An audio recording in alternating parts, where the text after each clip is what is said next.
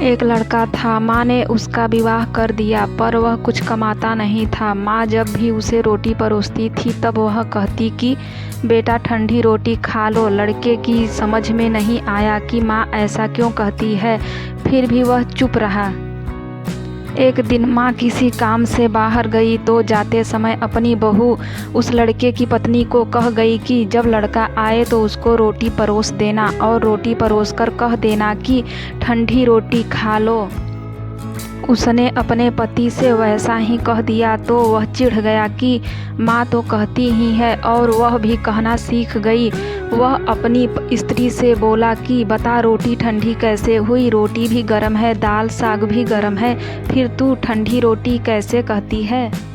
वह बोली कि यह तो आपकी माँ जाने, आपकी माँ ने मुझे ऐसा कहने के लिए कहा था, इसलिए मैंने कह दिया। वह बोला कि मैं रोटी नहीं खाऊंगा, माँ तो कहती ही थी, तू भी सीख गई।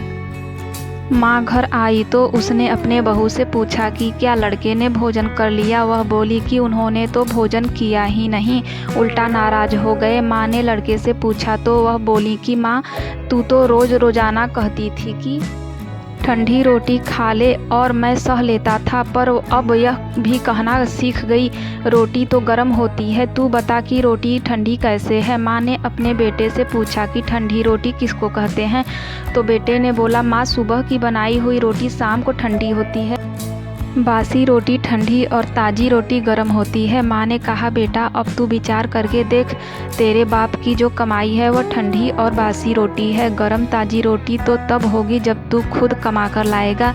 लड़का समझ गया और माँ से बोला कि अब मैं खुद कमाऊँगा और गर्म रोटी खाऊँगा।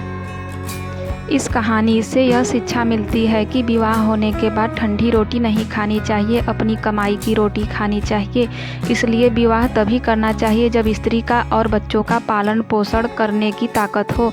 यह ताकत न हो तो विवाह नहीं करना चाहिए।